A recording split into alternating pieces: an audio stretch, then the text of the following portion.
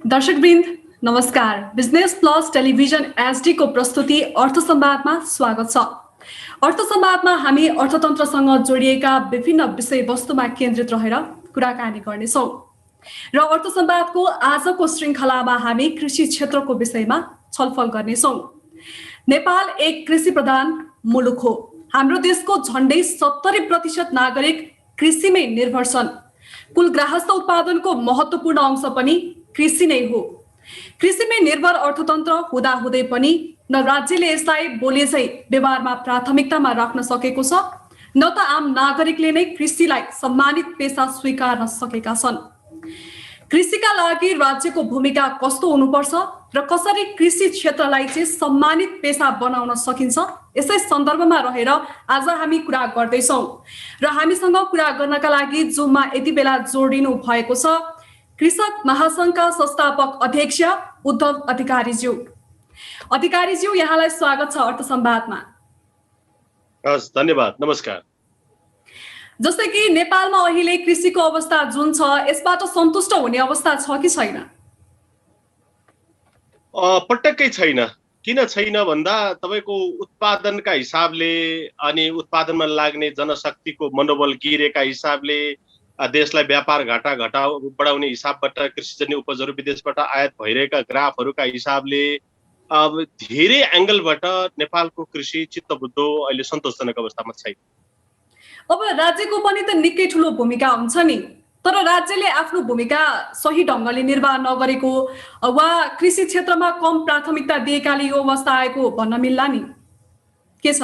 एकदमै होइन। पहिलो कुरो त हाम्रो अभिभावकको रूपमा रहेको राज्य नै हो। हिजो अनौपचारिक रूपमा भइरहेका खेतीपातीलाई औपचारिक संरचनाहरू बनाएर सरकारका चाहिँ संरचनाहरू मार्फत त्यहाँ विज्ञ विशेषज्ञहरू बसेर किसानलाई सहयोग गर्नका लागि बनेका निकायहरूबाट त्यहाँ जुन खालको किसानलाई सहयोग हुन्छ गर्नका लागि भनेर बसेका निकायहरूबाटै चाहिँ यसको जसको भागीदार चाहिँ उहाँहरू नै हुनुपर्छ। किनभने उहाँहरूले यसबाट उपलब्धि हुँदा पनि उहाँहरूले जस लिने हो, यसबाट चाहिँ अहिले जुन खालको यो अप्ठ्यारो अवस्थामा छ त्यसको अपजस पनि उहाँहरूले लिनुपर्छ। किनभने जतिखेर कृषि अड्डा पनि थिएन देशमा, यो नेपालको कृषि त 5000 वर्ष पुरानो कृषि हो, जतिखेर कृषिलाई व्यवस्थापन गर्ने अवस्था आवश्यकता थिएन त्यतिखेर पनि यो देशमा कृषि चलिरहेकै हो। कृषिको यो औपचारिक संरचनाहरू सुरु भएको त धेरै भएको छैन, तर जतिखेरबाट कृषिका संरचनाहरू सुरु भए त्यसपछि यसलाई औपचारिक रूपमा केही राम्रा खालका गतिविधिहरू पनि भए सुरुका चरणहरूमा। तर विगत यो 5 दशकदेखि चाहिँ नेपालको कृषि अलिकति हामीले लिएको नीतिहरूमा, सरकारले राज्यले लिएको नीतिहरूमा दूरदर्शिता नभएका कारणले गर्दा र नेपाल सुहाउँदो नीति नभएका कारणले गर्दाखेरि हाम्रो कृषि चाहिँ ले परिणाम चाहिँ आशातीत परिणाम दिन सकेको छैन। अब कृषिमा आधुनिकरणहरूको कुरा खुब उठ्छ, अन्त्यमा कुरामै मात्र सीमित भएको हामीले पाउँछौँ। व्यवहारमा कृषिमा आधुनिकरण भएको चाहिँ कतै पनि अलि देख्न पाइँदैन है। होइन, कृषिमा अब सरकारको तपाईँ धेरै आवधिक योजनाहरू हेर्नुहुन्छ भने अहिले हामी 15औं योजनामा छौँ। हरेक आवधिक योजनाहरूले नेपालको कृषिलाई व्यावसायीकरण गर्ने, औद्योगिकरण गर्ने, यसलाई चाहिँ उन्नत बनाउने भन्ने खालकै कुरा सपना देखिन्छ, तर त्यो अनुसारको व्यवहार भएको पाइँदैन। यदि त्यसो हुँदो हो भने पक्कै पनि यो अवस्था आउने थिएन। राज्यको त्यो अनुसारको व्यवहार भएन भन्ने कुरा चाहिँ कसरी प्रश्न हुन्छ भने राज्यले कृषि क्षेत्रलाई विनियोजन गरेको रकमको चाहिँ ग्राफ हेर्ने हो भने अहिले त मुस्किलले 3% पनि छैन होइन। 3% मध्ये पनि तपाईको त्यहाँको प्रशासनिक खर्चहरूमा खर्च हुने कुराहरू र त्यसबाट बाँकी रहेका चाहिँ बचेका थोरै पैसाहरू जो चाहिँ किसान तहमा जानुपर्ने अवस्था छ, त्यहाँ पनि बीचमा धेरै खालका समस्याहरू आउने र वास्तविक किसान कहाँ त यो सरकारले दिएका राज्यका स्रोतहरू पनि पटक्कै नपुग्ने जो खालको अवस्थाहरू छ, यो कुराले पनि चाहिँ सरकारले लिएको यो औद्योगिकरणको नीति, कृषिको व्यावसायीकरणको नीति चाहिँ कागजमा मात्रै सीमित हुनु पुगेको छ। यसले चाहिँ तपाईको वास्तविक उत्पादन क्षेत्रसँग, उत्पादक शक्तिसँग यसले धेरै सम्बन्ध स्थापित गर्न सकेको छैन।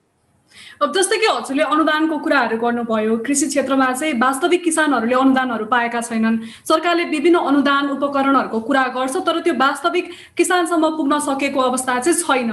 खासमा यो के कारणले गर्दाखेरि चाहिँ यस्तो हुन्छ? खासमा अब यो टाटा बाठाहरूले मात्र यो सरकारको अनुदान लिने हुन् कि? होइन, खासमा कमजोरी चाहिँ के हो, के देख्नुहुन्छ हजुरले? होइन, एकदमै ठिक भन्नुभयो तपाईँले। अहिले चाहिँ जस्तो सरकारको लगानीका हिसाबले हेर्नुहुन्छ भने 2068 सालतिर कुल गारस्थ उत्पादनमा 33% योगदान थियो होइन कृषि क्षेत्रको। तर अहिले आएर तपाईँ रिसेन्टली आज भोलिको हेर्नुहुन्छ भने त्यो योगदान घटेर चाहिँ 25%मा आइपुगेको अवस्था छ होइन। तर यो 9-10 वर्षमा चाहिँ तपाईँको कम्तीमा पनि 3.5 देखि 4 खरब रुपियाँ चाहिँ कृषि क्षेत्रमा त खर्च त भयो त राज्यको होइन। तर अब यहाँबाट हेर्ने हो भने त्यो कुल गारस्थ उत्पादन त बढ्नु पर्थ्यो नि त, किनभने त्यसमा डिपेन्डेन्ट जनसङ्ख्या त अहिले पनि तपाईँको 60-65% जनता त त्यसमा निर्भर छ। अब त राज्यको लगानी चाहिँ कस्तो भयो भने त्यसको कुनै पनि सुनिश्चितता भएन कि खालि निर्वाहमुखी हिसाबबाट मात्रै राज्यको स्रोतहरू चाहिँ त्यो क्षेत्रमा गयो र एक खालको कर्मचारी पाल्ने संरचनाहरूलाई चाहिँ नि मात्रै चाहिँ नि जीवन्त राख्ने र वास्तविक किसान तहमा चाहिँ त्यो स्रोतहरू नपुग्ने जो अवस्थाहरू छ र यसबाट अहिले चाहिँ झन् उल्टो राज्यको स्रोतको खर्च त भयो तर कहाँ गयो भन्ने कुरा आज खोज्यो भने एकदम अन्यलग्रस्त छ कि हामी धेरै कुराहरूमा राज्यले निश्चित समयभित्र हामी यो बाली वस्तुहरूमा आत्मनिर्भर हुन्छौँ भनेर सरकारले घोषणा पनि गर्छ, तर निश्चित समयपछि फेरि विभिन्न खालका त्यहाँ लजिकहरू दिएर यो कारणले त्यो कारणले गर्दा हामी पुग्न सकेनौँ भनेर फेरि उहाँहरूले चाहिँ त्यहाँ आत्मालोचना गरेको कुराहरू पनि हामी कतिपय ठाउँमा भेट्न पाउँछौँ।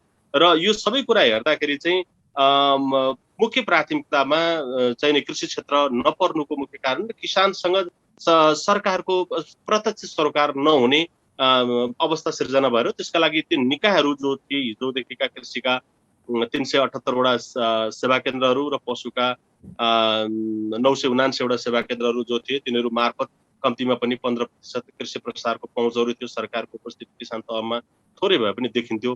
75वटा जिल्लाका कृषि विकास कार्यालयहरू थिए, 75वटै जिल्ला पशु सेवा कार्यालयहरू थिए।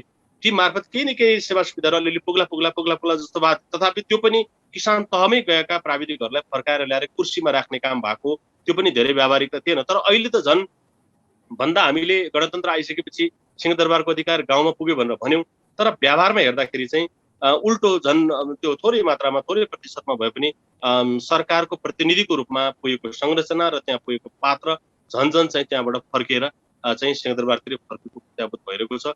अब यो अवस्था जहिलेसम्म सुध्रिँदैन, सचिँदैन त्यतिखेरसम्म त सरकारका कार्यक्रमहरूले पनि पूर्णता प्राप्त हुन नसक्ने, त्यहाँ भएका स्रोत साधनहरूको पनि दुरुपयोग अपचलन भइराख्ने, त्यसमा चाहिँ नि गलत तत्त्वहरूले त्यहाँ फाइदा उठाइराख्ने, किनभने नियमन अनुगमन गर्ने निकायहरू नै त्यहाँ हुँदैन।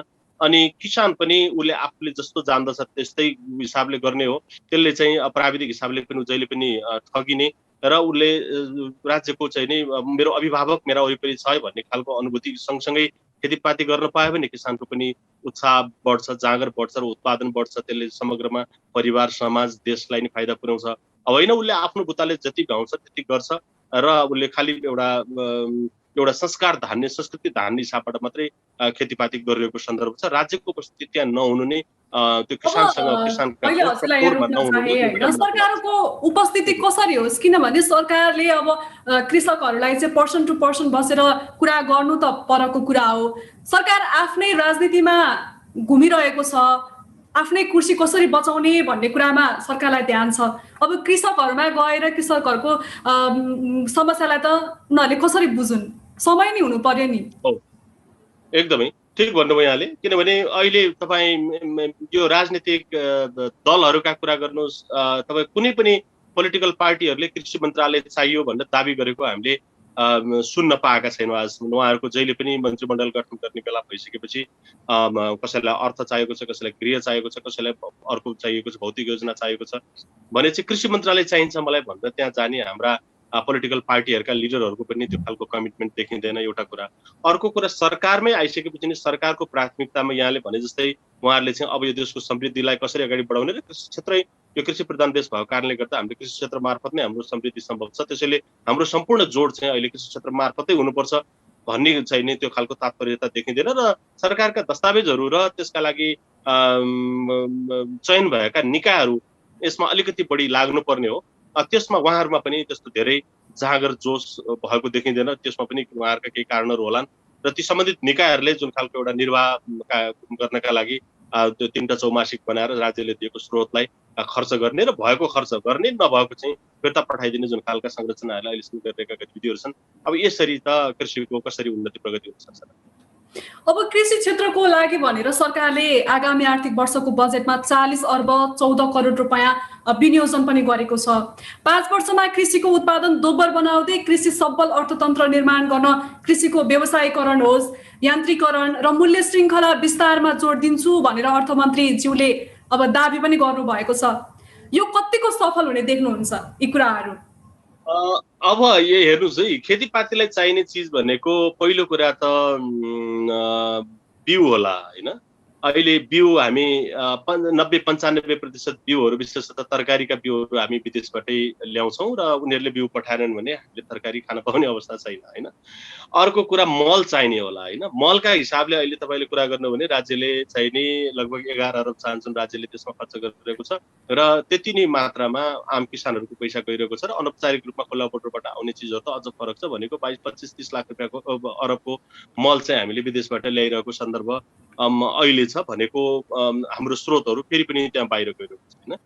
अब त्यसपछि प्रविधिहरूको आयातको कुरा गर्नुहुन्छ भने हामी कहाँ एउटा सामान्य त्यो सानो पावर टिलर पनि बन्दैन, त्यसको नट बोल्ट पनि बनेको अवस्था छैन।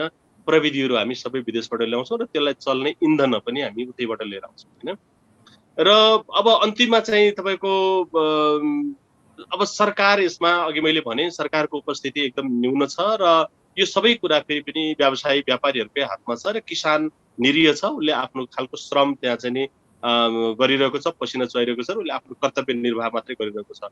अब यो सबै कुराबाट हेर्दाखेरि आत्मनिर्भरताको हिसाबबाट हेर्ने हो भने हामीले खेतबारीमा प्रयोग गर्ने मल, बिउ, औजार, उपकरणहरू सबै विदेशबाट ल्याउने अवस्था एउटा छ भने अर्को कुरा चाहिँ प्राविधिकहरू चाहिँ नि सरकारको प्रतिनिधिको रूपमा स्थानीय तहमा पुग्न सकेको अवस्था छैन होइन। अब यो अवस्थामा राज्यको बजेट पनि तपाईँको चाहिँ नि निर्वाहमुखी हिसाबले एलोकेसन भएको अवस्था छ र त्यो पनि वास्तविक किसान कहाँ पुग्न सकेको अवस्था छैन।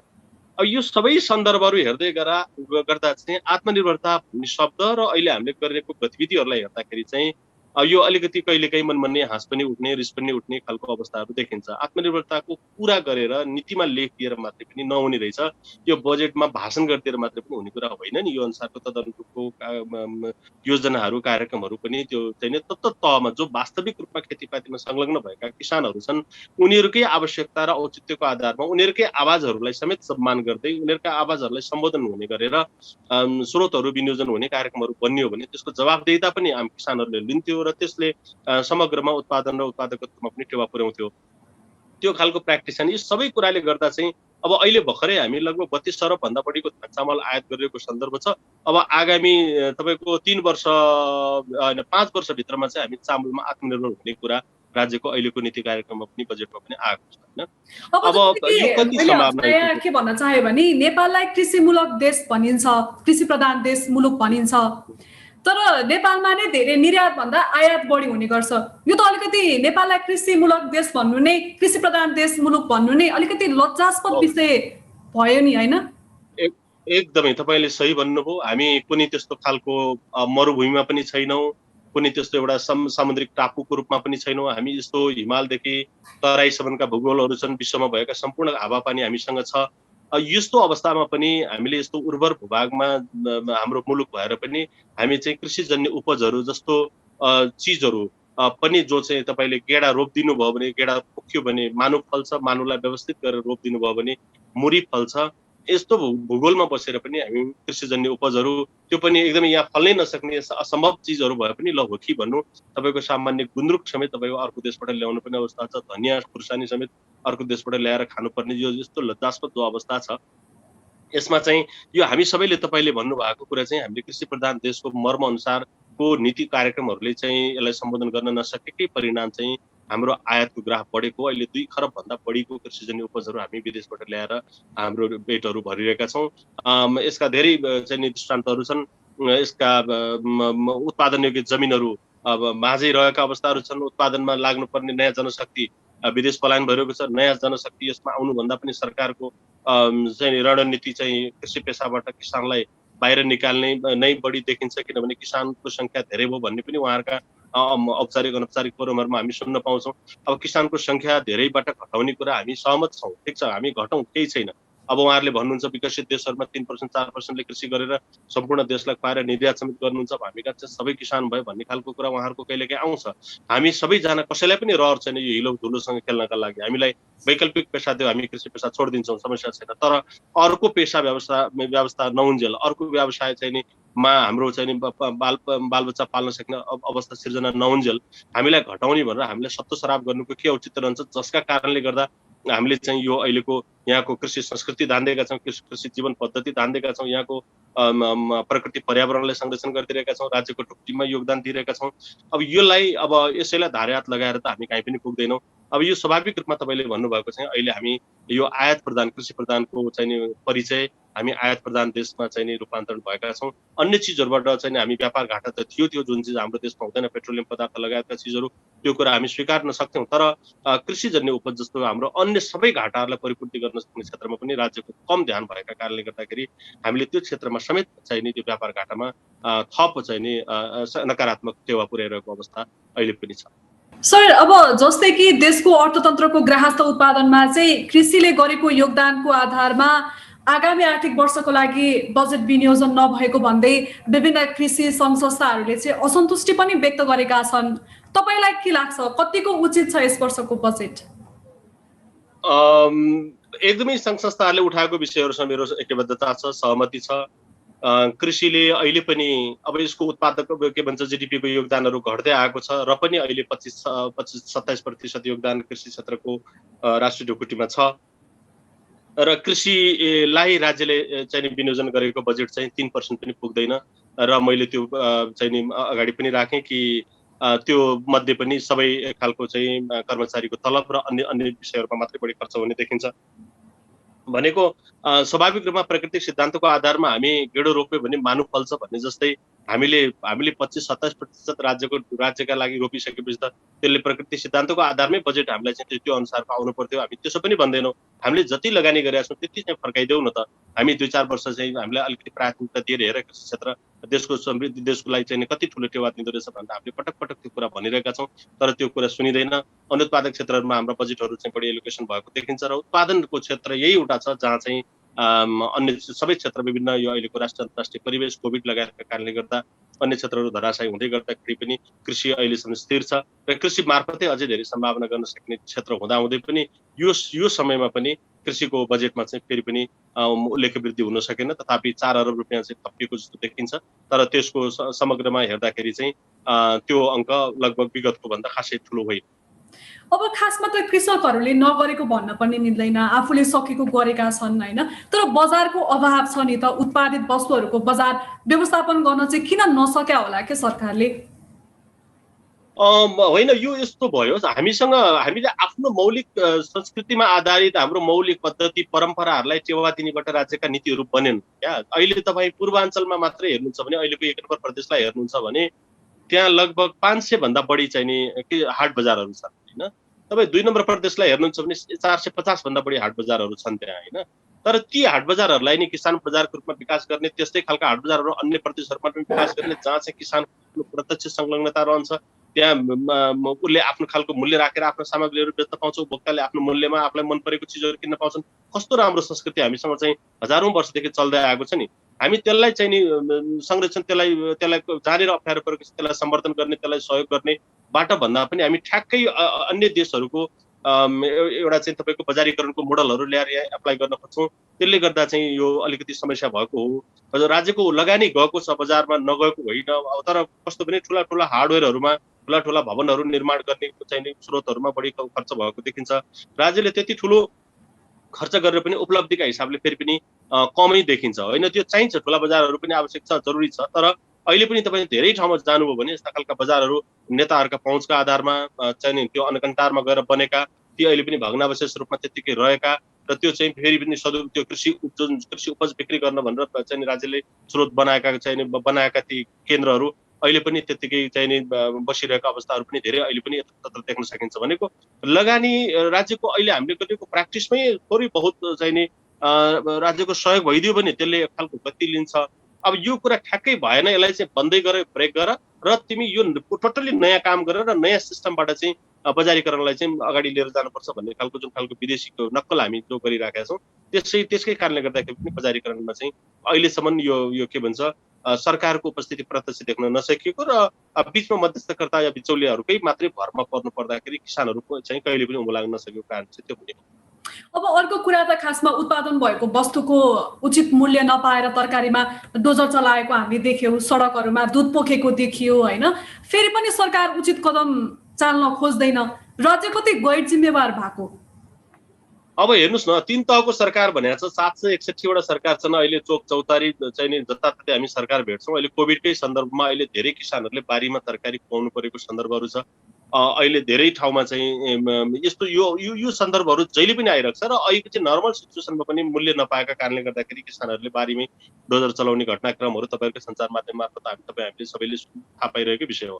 तर यदि हुँदाहुँदै पनि हामी कहाँ चाहिँ विदेशी उत्पादनहरूले सहज रूपमा जस्तोसुकै विषम परिस्थितिमा पनि विदेशी उत्पादनहरूको लागि सहज एक खालको नेपालको अहिलेको बनिरहेको बजारको चेनमा उनीहरूले सहज इन्ट्री पाउने र दूर दराजका पहाडी बस्तीहरूमा पनि ती उत्पादनहरू चाहिँ हजारौं किलोमिटर पर अर्को देशमा दूर देशमा फैलिएका उत्पादनहरू पनि सहज रूपमा चाहिँ नेपाली भान्सारमा पुगिरहेको जो सन्दर्भ छ, यसमा चाहिँ हाम्रा उत्पादनहरूलाई बजारीकरण गर्नका लागि पक्कै पनि राज्यको यो दृष्टिकोण चाहिँ अलिकति सच्चिएर आउनुपर्छ। त्यसो हुन सक्यो भने मात्रै यो उत्पादनले पनि मूल्य पाउने र किसानले चाहिँ आफ्ना बारीमा डोजर लाउनु पर्ने अवस्थाको चाहिँबाट हामी चाहिँ टाढा रहन्छौँ। किनभने तपाईँको लगानी आफ्नो उत्पादनको लगानी नै हाम्रो चाहिँ धेरै हुन्छ, तर त्यसको पनि प्रतिफल नपाउने जस्तो बन्दाकै कुरा गर्नुहुन्छ भने हामी सालाखाला 1 केजी बन्दा उत्पादन गर्नलाई हामीले 5-7 रुपियाँ चाहिँ हाम्रो त्यहाँ इन्भेस्ट गरेको हुन्छ मिनिमम, तर हामीले पछि प्राप्त गर्ने बेला 2 रुपियाँ 3 रुपियाँ पनि किसानले पाउँदैन, तर त्यो उपभोक्ताले किन्ने बेलामा त्यो कम्ती पनि 30-40 तक पुगिसकेको हुन्छ। भनेको यस्तो खालको जुन खाडल छ, यस्तो बिचबिचमा के भइरहेछ भने सरकारले नै गर्नु, सरकार भनेकै त्यसका लागि चाहिने उसले चाहिँ अध्ययन गर्नु पर्यो, अनुसन्धान गर्नु पर्यो, कहाँनिर ग्याप भइरहेको छ त्यहाँनिर हेरिदिनु र त्यहाँनिर सहजीकरण गरिदियो भने चाहिँ यो समस्याको समाधान बिस्तार हुँदै अहिलेसम्म आइसक्ने थियो। अब यसमा कसैलाई चासै छैन, किसान आफ्नो भाग्य भरोसामा छ। उसले व्यापारीहरूसँग प्रकृतिसँग र विभिन्न चाहिँ उसलाई आइपरेका विभिन्न समस्याहरूसँग जुझ्दै भिड्दै एउटा खालको उत्पादनलाई बजारमा लिएर आउँछ र बजारमा ल्याइसकेपछि व्यापारीले उसको उत्पादनप्रति गर्ने दृष्टिकोण, उसले उप्रति गर्ने व्यवहार त्यो हेरेर उसको मन कुडिन्छ र उसले चाहिँ अब त्यस्तै पर्दाखेरि मूल्य समेत नपाउने अवस्था हुँदै गर्दा अनि डोजर चलाउनु पर्ने जो अवस्थामा पुग्छ।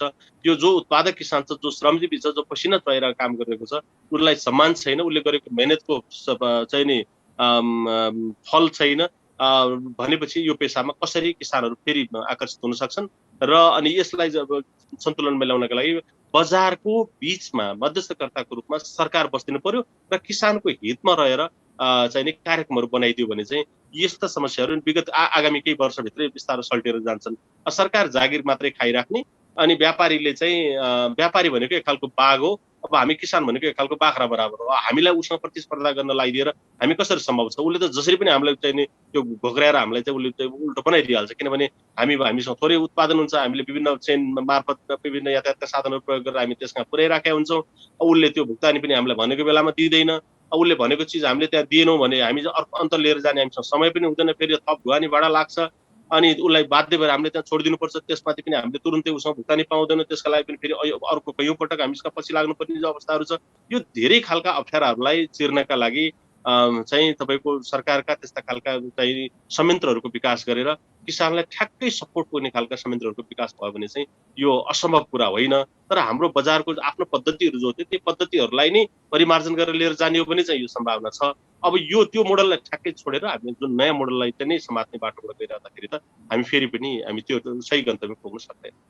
अब राज्यको कमजोरीहरू त हामीले धेरै नै देखेका छौँ। समयमा मल उपलब्ध नगराउने, अब विभिन्न उपकरणहरूको कुरा गर्छ, त्यो कहिले सम्भव नै भएको छैन होइन, कुरामा मात्र सीमित छ, भाषणमा मात्र सीमित भएको छ। सरकारको कमजोरीको पक्ष त एकातिर छ, अर्कोतर्फ चाहिँ के छ भने आम नागरिकहरू चाहिँ व्यावसायिक खेतीतर्फ अझै पनि आकर्षित हुन सकिरहेका छैनन्। कसरी उत्प्रेरित गर्न सकिन्छ उनीहरूलाई? अब कति कृषि पेसालाई अलिकति सम्मान नै दिन सकेका छैनन् नि त, बरु अफिसियल वर्कहरूमा जानलाई बढी उत्प्रेरित हुन्छन् होइन। कृषि पेसामा लाग्न चाहिँ अलिकति लजाको हो कि अलिक चाहँदैनन्, यसलाई मेन्टेन गर्न होइन। एकदम ठिक भन्नुभयो तपाईँले। यो चाहिँ सम्मानको प्रश्न हो, स्वाभिमानको प्रश्न हो। हामीले अहिले कसैले तिमी के गर्छौ भनेर सोध्दै गर्दा एउटा किसानले म खेतीपाती गर्छु, म किसान हो भनेर भन्न सक्ने अवस्था छैन। अब आफ्ना इष्टमित्र, आफ्नो टोल छिमेक, आफ्नो समाज मै पनि गएर म खेतीपाती गर्छु भन्यो भने त्यो अर्को दोस्रो पक्षले चाहिँ त्यो प्रति हेर्ने दृष्टिकोण, उप्रति गर्ने जुन खालको नम्बरिङ हुन्छ स्वाभाविक रूपमा कम हुन्छ। त्यो खालको समाजको एउटा चाहिँ दोष पनि हो, दृष्टि दोष पनि हो एउटा कुरा। साँच्चै श्रम गर्ने मान्छे त सम्मानित हुनु पर्थ्यो नि, यो उल्टो बाटोबाट गइरहेका छौँ एउटा कुरा। अर्को कुरा, युवा जनशक्तिलाई हामीले कृषि क्षेत्रमा आकर्षित गर्न सकिरहेका छैनौँ। युवा जनशक्तिलाई हामीले चाहिँ यो के भन्छ वैदेशिक प्रवर्धन केन्द्र खोलेर युवाहरूलाई चाहिँ विदेशमा बेच्ने खालका हाम्रो सरकारी संयन्त्रहरू पनि खडा गरेर हामीले चाहिँ विदेश निर्यात गरिरहेको जो अवस्था छ कि त्यो उहाँहरू त्यहाँ गएर हन्डर ठक्कर खाइसकेपछि, त्यहाँबाट धेरै कुरा सिकिसकेपछि, त्यहाँबाट 2-4 पैसा कमाइसकेपछि पनि म केही गर्छु, नेपालमा आएर केही गर्छु भनेर आउने ठुलो जनशक्ति छ। र पनि यहाँ 2-3 वर्ष त्यहाँ एकदम दुःख गरेर कमाएको स्रोतलाई निश्चित समयपछि यहाँ चाहिँ डुबाएर यहाँबाट चाहिँ फेरि निराश भएर फेरि पनि उहाँहरू चाहिँ विदेशै फर्किरहेका धेरै चाहिँ नि युवाहरूलाई हामीले देख्न सक्छौँ। भलै त्यसको तथ्याङ्कहरू हामीसँग छैन, उहाँहरूले भोगेका पीडाहरूलाई हामीले कसैले दस्तावेजीकरण गर्दैनौँ, सरकारले त्यसलाई नदेखे चाहिँ गरिरहेको छ। यो हिसाबबाट हेर्दाखेरि त नयाँ पुस्तालाई हामीले कृषि क्षेत्रमा आकर्षण गर्नका लागि त पक्कै पनि यसलाई अलिकति नयाँ उन्नत तरिकाबाट नेपाली कृषिलाई अगाडि बढाउनु पर्यो। यसमा सम्मानजनक एउटा चाहिँ व्यवस्थाको चाहिँ नि गर्नु पर्यो र यहाँबाट उत्पादित वस्तुहरूबाट उसको परिवारलाई जीविकोपार्जनलाई चाहिँ सहज रूपमा पुग्ने खालको अवस्था सिर्जना गर्ने कुरा, 2-3 कुराहरूमा मध्यनजर गर्ने हो भनेदेखि त यो असम्भव कुरै होइन। तर अब त्यतातर्फ चाहिँ नि तपाईँको राज्यको तर्फबाट ध्यान गएकै देखिन्छ। अहिले त झन् सुनौलो अवसर छ नि राज्यलाई, किनभने कोभिड-19ले गरेर कतिजनाले आफ्नो रोजगारी गुमाएका छन्। कतिपय युवा जनशक्तिहरू चाहिँ अहिले बेरोजगार भएर बस्नु परेको अवस्थामा चाहिँ कृषितर्फ अहिले आकर्षित गर्ने त कति सुनौलो अवसर छ नि।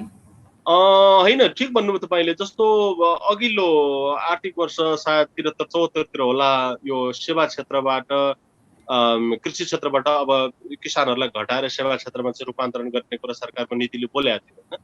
र त्यसको जस्ट अर्को वर्ष जब कोभिड सुरु भयो, गत साल कोभिड सुरु भएको चाहिँ नीति कार्यक्रममा तपाईँले निहालेर हेर्नुभयो भने फेरि पनि सेवा क्षेत्रबाट अन्य क्षेत्रबाट विदेशबाट फर्केर आएका सबै मान्छेहरूलाई चाहिँ अब हामीले के भन्छ कृषि क्षेत्रमा चाहिँ रूपान्तरण गर्नुपर्ने भयो भने फेरि अर्को वर्ष चाहिँ राज्यकै नीति कार्यक्रमले बोलेको छ। यस्तो खालको कन्ट्रोभर्सियल कुराबाट हामी कहीँ पनि पुग्दैनौँ। सबैतिर अप्ठ्यारो परिसकेपछि चाहिँ कृषि चाहियो, गाउँ चाहियो। अनि अब अप्ठ्यारो परञ्जेल चाहिँ अनि कृषि क्षेत्र भनेको हेयको पेसा हो र गाउँ भनेको चाहिँ अब त्यो अन्तिममा गए पनि हुने नगए पनि ठाउँको रूपमा हामीले त्यसरी हाम्रो एक खालको मानसिक चित्र पनि हाम्रो चाहिँ त्यसरी बनेको छ, सामाजिक चित्र पनि त्यसरी बनेको छ। त्यो पनि राम्रो चाहिँ परिदृश्य होइन नेपालको सन्दर्भमा। नेपाल आफैमा गाउँले भरिएको मुलुक हो र यसको सुन्दरता गाउँमै भेटिन्छ बढी। अब नयाँ युवालाई त्यो क्षेत्रमा ल्याउने कुरा, यो जस्तो अघिल्लो साल चाहिँ धानको चाहिँ नि सबैभन्दा बढी अहिलेसम्मको नयाँ रेकर्ड ब्रेक गर्यो। 79% भन्दा बढी चाहिँ खेतीहरूमा धान रोपाइँ भयो भन्ने कुरा हो। त्यो सबै हाम्रा युवा जनशक्तिहरू विदेशबाट पनि भए आफ्ना राजधानी अथवा सदरमुकाम छोडेर पनि गाउँ जानुभयो।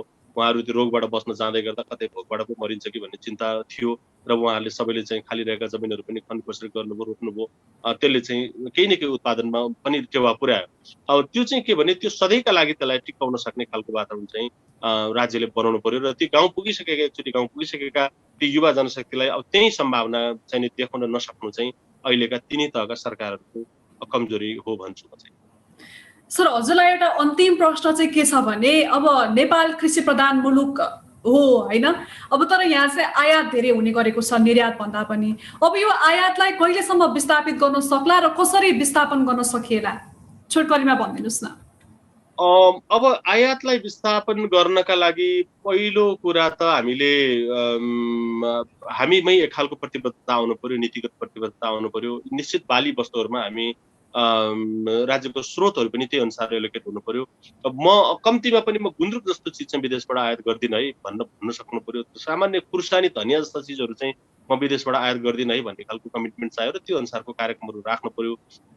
अब हाम्रा कार्यक्रम पनि कस्ता भयो भने राज्यले कहिलेकाहीँ त्यो देखिन्छ तपाईँको विभिन्न खालका मकै मिसन, प्याज मिसन जस्ता केही अलिकति स्कार्स भएका उत्पादनहरूको चाहिँ मिसनहरू चाहिँ आयोजना गरेको पनि देखिन्छ। तर त्यसबाट पनि प्रतिफल प्राप्त राम्रो हुन सकेको छैन होइन। यसलाई चाहिँ पहिलो कुरा के भने किसानहरूलाई नै सचेत बनाउनु पर्यो र उहाँहरूलाई चाहिँ चाहेको सेवा सुविधाहरू किसान तहमै सरकार पुग्नु पर्यो र तपाईँका लागि के कुरा आवश्यक छ किसान महोदय, तपाईँका लागि चाहिने आवश्यक सबै सेवा सुविधाहरू हामी दिन तयार छौँ, तर तपाईँले कृपया उत्पादन गरिदिनु पर्यो र त्यसको बजारको व्यवस्था पनि हामी गर्छौँ भनेर केही समयका लागि आगामी 5 वर्ष 7 वर्ष 10 वर्षका लागि चाहिँ सरकार किसानका गोठ र खेतमा पुग्नु पर्यो। त्यस भएपछि यो देशले आयातलाई प्रतिस्थापन मात्रै होइन, यसले निर्यात पनि गर्छ, त्यसमा दुई मात्रै छैन। अब अहिलेसम्मको परिस्थिति चाहिँ के भने सबै किसान हेर्नुहोस्, यत्रो कृषिको संयन्त्रहरूमा तपाईँको चाहिँ अब किसान नै देखिँदैन। नीतिहरू बन्दै गर्छ, अहिले धमाधम अस्ति भर्खर सङ्घीय बजेट बन्यो, अहिले धमाधम प्रदेशका बजेटहरू पर्सिका लागि तयारी भइरहेको छ। किसान तहमा जाने खालको हामीसँग मेकानिजमै छैन। किसानलाई के चाहिएको छ भन्ने कुरो सरकारलाई थाहै छैन। किसानका समस्याहरू हरेक क्षेत्रमा समस्या छ, त्यो समस्याहरूमा मात्रै मलम लगाउने गरेर हाम्रो कार्यक्रमहरू बनाउँ न। यो साल तपाईँको 10% समस्यामा मलम लगाउँला, अर्को साल फेरि 10 थपौँला, कम्तीमा 20% समस्या त समाधान भयो नि, बाँकी रहेको 80लाई अर्कोचोटि गरौँला नि। तर ती समस्या जहिले पनि जिउका त्यौँ रहने, अनि माथिबाट जाने थोरै स्रोतहरू पनि यहाँबाट चाहिँ हामी अन्दाज गरेर यति भए पुग्छ होला, यस्तो भए हुन्छ होला भनेर हामी अन्दाजका भरमा कार्यक्रमहरू बनाइदिने कुराबाट त कसरी हामी चाहिँ हाम्रो आयातलाई प्रतिस्थापन गर्न सक्छौँ होला र अनि हामी चाहिँ हामी चाहिँ कसरी आत्मनिर्भर भन्ने कुरा त अझ परको कुरा भयो। हस् सर, समयको लागि धेरै धेरै धन्यवाद। हुन्छ, हस्, धेरै धेरै धन्यवाद यो अवसरका लागि। दर्शकबिन, उहाँ हुनुहुन्थ्यो कृषक महासङ्घका संस्थापक अध्यक्ष उद्धव अधिकारीज्यू र उहाँसँग हामीले कृषि क्षेत्रको विषयमा धेरै कुराकानी गर्यौं। कृषि क्षेत्र चाहिँ विकास हुन नसक्नुको मुख्य कारण चाहिँ सरकारले यसलाई प्राथमिकता दिन सकेन, कृषकहरूको समस्यालाई चाहिँ पर्सन टु पर्सन गएर बुझ्न सकेन भन्ने उहाँको विश्लेषण रहेको थियो। यो सँगै अब हामी आगामी दिनहरूमा पनि यस्तै अर्थतन्त्रसँग जोडिएका विषयवस्तुहरू लिएर उपस्थित हुने नै छौँ। त्यति बेलासम्मका लागि भने हेर्दै रहनुहोला business plus television HD। Business plus, business first. नमस्ते।